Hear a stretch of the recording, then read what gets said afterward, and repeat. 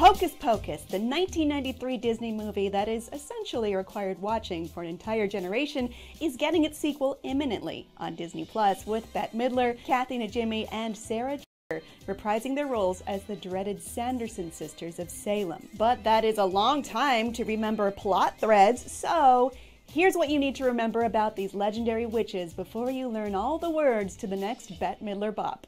I put a spell on you, and now you're gone. Name a more iconic trio. I'll wait. Perfect. As usual. Spoiler warning for a movie that came out 29 years ago. If you're mad about spoilers at this point, honestly, it's on you, and I'm not sorry. Oh wait, looks like the sorry candle was lit, and I am a little sorry until daybreak tomorrow. We're home. Oh, sweet revenge. Back around 1693, the Sanderson sisters lived in a strange house in the woods near Salem, Massachusetts. Yep, home of the witch trials. They're vaguely based on the actual accused witches, with the differences being they're extremely guilty, while the real people were marginalized innocents who were killed for no good reason. Judge Hawthorne has condemned 14 more people to the jail and promised hanging if they don't confess. Confess? To what?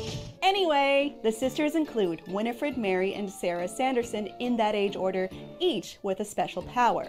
Also, their archetypes are pretty close to the plastics of Mean Girls, so do with that what you will. Come! We fly!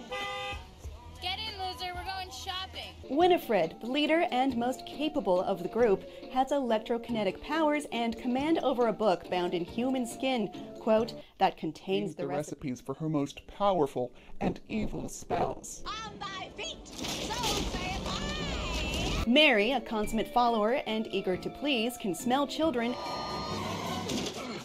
I smell children. And Sarah, the less bright, more flirtatious sister, can sing a siren song that draws in children like the Pied Piper. Why would anyone want that? I ask. Well, the Sanderson sisters abide by a few rules. Every vampire movie has rules, and so must this witch movie. Still in the 17th century, the Sanderson sisters abducted a child named Emily Binks using Sarah's song, and they'd presumably done this before. They brew a potion from the book containing oil of boil, dead man's toes, newt saliva, and other witch ingredients to help them suck out Emily's life force, which they do, despite her brother Thackeray's attempts to save his little sister. They get so annoyed with him, they cast a spell on Thackeray, turning him into an immortal, adorable talking cat, which I personally see as a reward, not a punishment, but go off. The Sanderson sisters become rejuvenated by sucking out the young life force, and that's kind of their thing. They can become immortal and young-looking by killing kids, basically. We're young. Well, younger. The townspeople of Old Salem catch up with them and are prepared to hang them from the gallows for what they did to Thackeray and Emily, but before their deaths, well, first deaths, Winifred casts a spell that says a virgin can summon them back to life on Halloween night, at which point they'd like to suck out all the children of Salem's souls as revenge, preferably. That's a lot of caveats to impose on yourself, but hey, maybe some actual witches can sound off about this in the comments. The Sandersons are hung and they die, with their legends living on in Salem. Until 1993 in the former Sanderson house and museum, when a known skeptic / California tie-dye attitude haver / virgin Oh, Allison, you're so soft. lights the black flame candle, a large candle made from the fat of a hanged man that, legend says, on a full moon it will raise the spirits of the dead when lit by a virgin on Halloween night. Uh-oh. Vaping made my anxiety worse. It held me in that sad place.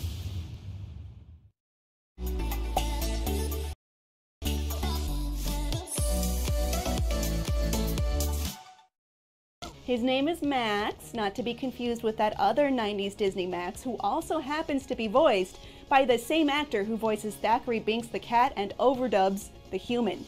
Nice to see my sister Emily.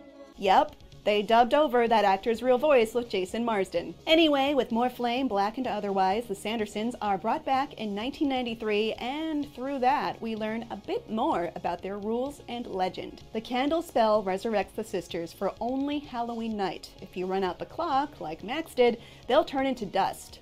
Or a statue. unless they can perform the child's soul-sucking ritual. On that note, Max, his sister Dani, and love interest Allison believed they were able to kill the sisters by burning them in their school, but this doesn't work, and it's never officially explained. Presumably, it's because of the candle magic summoning them for the night and possibly negating other effects, or because they're essentially already dead. What is dead may never die. Get out of here, Theon! But he's probably right in this case. On that note, the book also can't be burned due to an enchantment. On the subject of the book Winifred shares a strong connection with, it was allegedly given to her by the devil himself. Okay, that's it, party's over. However, we can see in the Hocus Pocus 2 trailer, someone else gives her the gift of probably the smelliest book ever. Hannah Waddingham's character is known only as the witch. She could be the devil, but since she's described her character as a mother witch in interviews, maybe she's just that, their mother. After all, the sisters were extremely thankful and reverent to their mother in the original. What would Mother say if she could see us like this?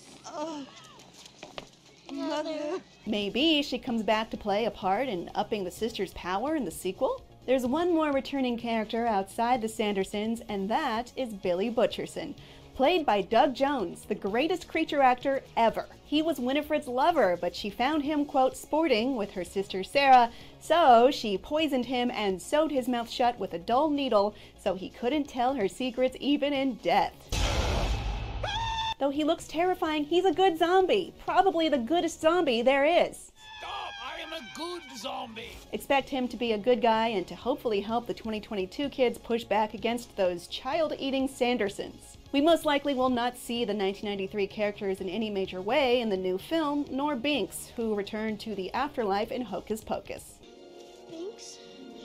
Is that you? Yeah. That's right. Don't think of it as the adorable cat dying. Do not cry at Hocus Pocus. Instead, we'll be meeting new young characters who are very much responsible for lighting the proverbial candle, and adults played by Tony Hale, Sam Richardson, Hannah Waddingham. Are you ready for the return of the Sanderson sisters? The Sanderson sisters. I bet you're looking for the stage. Always.